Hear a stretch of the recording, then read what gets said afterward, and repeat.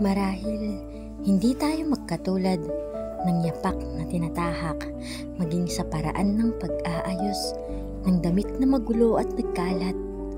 Nais ko mang humiling na magkaroon ng katulad sa iba ay hindi ko magawa. Dahil ibang-iba ang ating tadhana, aminadong nakapapagal na pagsabayin ang paghahanap buhay at pag-aaral. Ngunit wala akong magagawa kundi magtiwala at magtiyaga. Nakahihiya man, pero may pagkakataong papasok ako sa paaralan kahit walang laman ang tiyan, na walang halong pagrereklamo dahil ang aking nasa isip ay makahaon sa kahirapan, sapagkat batid ko ang pagsisikap sa pag-aaral ang magiging susi upang makamit ko ang mga pangarap na inaasam. Hindi naman natin maitatangging naging mapanlinlang ang kapalaran, sapagkat kung sino pa ang mga taong mayayaman, sila pa ang nananapak sa buhay ng iba, habang ang hangad lamang nating mga nasalaylayan ay mabuhay at makaraos sa gitna ng mga pagsubok na kinahaharap. Mahirap, aminadong minsan nasasagad, lalo na sa pagkakataong nilalamon ng lungkot.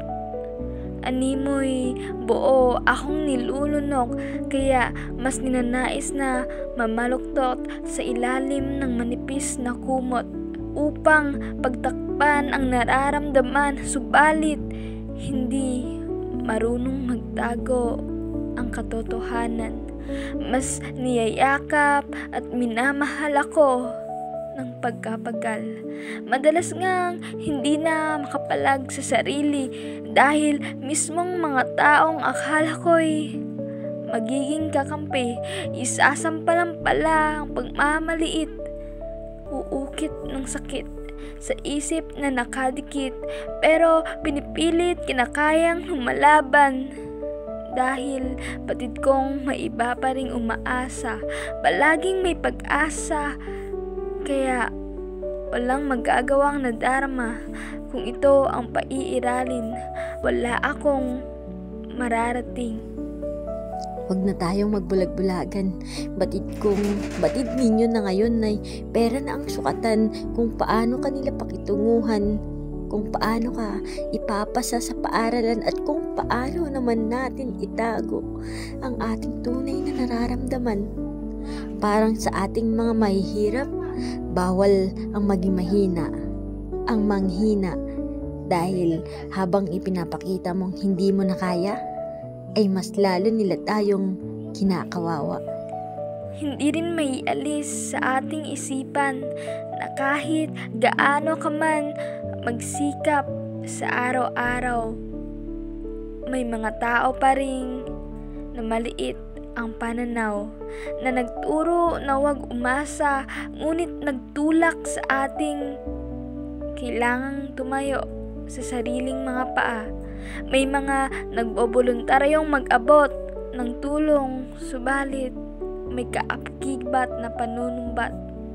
Hindi naman siguro nila tayo masisisi kung mas pinipili nating piliin ang sarili, dahil ito na lang ang natatanging kakampi hanggang sa huli. Hindi maling unahin ang sarili, lalo na kung iniisip ng ibang madali itong sitwasyong mayroon ako. Mahirap isuot ang sapatos na mayroon ako, kaya bago mo ako tingnan mula paa hanggang ulo, siguraduhin mong ikaw na mismo ang naghahanap buhay upang mabuhay ng mag-isa. Dahil kung hindi, masasabi kong mas nakaawa ka ng higit sa akin, dahil ako, kahit anong gawin mo o ibang tao, kaya ko pa rin tumayo, sapagkat nasanay na akong ilakad ang sapatos kong may butas. Kaya kong ipagtanggol ang sarili laban sa nakararami, at higit sa lahat, kinakaya kong pagsabayin ang pagiging tao at ang pagpapakatao, ang mag-aral at magtrabaho, ang matuto sa guro at maging empleyado. Totoo, Mahirap pagsabayin ang pag-aaral at pagtatrabaho sapagkat kailangan mong ibalanse ang oras sa paggawa ng mga proyekto, utos ng magaling amo. Kung paano makipagsabayan sa kapwa estudyante. Habang sa gabi naman ay dumidiskarte. Subalit gaano man ito kalungkot, batid kong pagdating ng panahon, magbubunga ng matamis na tagumpay sa bawat paglaban, paglayag at pagbangon. Kaya Padayon.